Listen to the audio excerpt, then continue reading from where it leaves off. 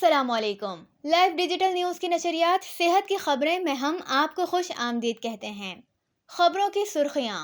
Supreme court of Pakistan کے فیصلے کے برعکس موجودہ وفاقی حکومت کی جانب سے وفاق کے کراچی میں 3 بڑے ہسپتالوں Jinnah post graduate medical centre, national institute of cardio vascular اور national institute of child health 25 سال کے لیے حکومت سندھ کو لیز پر دینے کی اطلاعات۔ گزشتہ دنوں وفاقی وزیر صحت عبدالقادر پٹیل کا جناح ہسپتال کا اچانک دورہ، ڈپٹی ڈائریکٹر ڈاکٹر سلمان سے ملاقات۔ دورے میں ان کے ہمراہ JPMC کی سابق ایگزیکٹو ڈائریکٹر اور موجودہ فیڈرل ہیلتھ ٹاسک فورس کی سربراہ ڈاکٹر سیمی جمالی بھی ہمراہ تھیں۔ محکمہ صحت سندھ میں نرسز کی گریڈ 18 سے گریڈ 19 میں ترقیوں کے بعد تقرریوں کے احکامات پر عمل درآمد کے حوالے سے صوبائی محکمہ صحت کی ریٹ سوالیہ نشان بن گئی۔ صوبائی محکمہ صحت کی جانب سے واٹس ایپ پر جاری ترقیوں اور تبادلے کا اجتماعی حکم نامہ تنازع کا شکار۔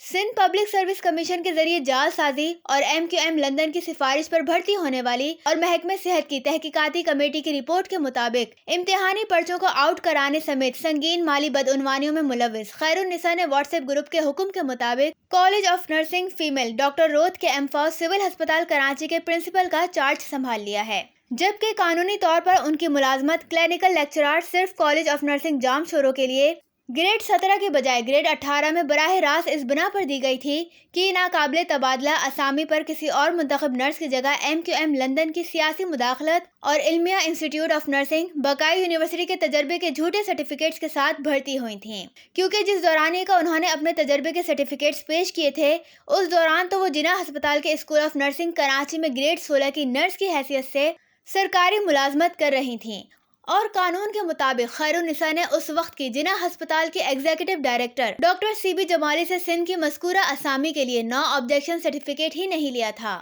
اور لیا ہے تو اس کی نقل آج تک کسی بھی متعلقہ ادارے کے پاس پیش نہیں کیا ہے۔ جبکہ یہاں یہ امر دلچسپی سے خالی نہیں ہے کہ نرسز کی موجودہ حالیہ ترقی کی فہرست میں خیرالنساء سمیت کالج آف جام شورو کی ترقی پانے والی میل اور فیمیل نرسز مذکورہ سینیورٹی میں شامل ہی نہیں تھے، لیکن خیرالنساء نے چمک اور اپنے دیگر اثر و رسوخ کو بروئے کار لاتے ہوئے اس DPC کو کئی سالوں تک صرف اس لیے زیر التوا رکھوایا کہ انہیں اپنی ذاتی غیر قانونی وہ ترقی چاہیے تھی جہاں پر انہوں نے ایک روز بھی اپنی ملازمت نہیں کی۔ بتایا جاتا ہے کہ بااثر لوگوں کو گھر پر نجی نرسنگ سہولت کی فراہمی کے عوض حقدار ڈپارٹمنٹل پروموشن کے ساتھ یہ کھلواڑ کیا گیا ہے، جس کا سندھ ہائی کورٹ کے چیف جسٹس کو ہیلتھ کیئر سسٹم کے بیک بون میں ہونے والے اس سنگین فراڈ کا نہ صرف از خود نوٹس لینا چاہیے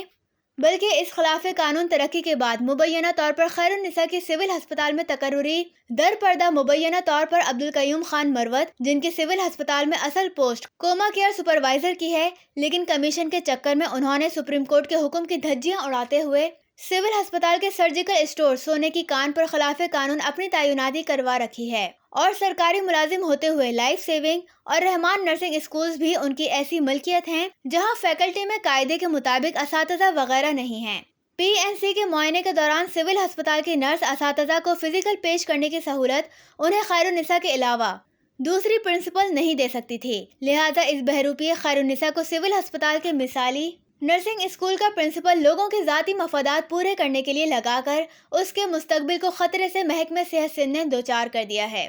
جبکہ یہ خبر بھی دلچسپی سے خالی نہیں ہے کہ خلاف قانون سندھ ایگزامینیشن بورڈ کی کنٹرولر کی حیثیت سے خیرالنساء اپنے بیٹے فراز خان ولد اکبر خان کو نجی نرسنگ اسکول ہاریزون نارتھ ناظم آباد میں گھر بیٹھے مفت نرسنگ ایجوکیشن دلوا رہی تھیں۔ ہاریزون اسکول آف نرسنگ کی انتظامیہ نے فراز خان کو مسلسل غیر حاضری پر داخلہ منسوخ کرنے کا نوٹس دے دیا ہے، جبکہ پاکستان نرسنگ کونسل میں آصف شاہ کی FIA کے ہاتھوں گرفتاری کے بعد جمشید خٹک سلطانی گواہ بننے کے لیے تیار ہیں، اور ان کے مطابق کرپشن میں فوزیہ مشتاق اور آصف خٹک ملوث ہیں۔ مزید PNC اور سندھ نرسنگ کی تہلکہ خیز خبروں کے لیے کل بدھ تک انتظار کیجیے۔ خبروں کا وقت ختم ہوا۔ خدا حافظ۔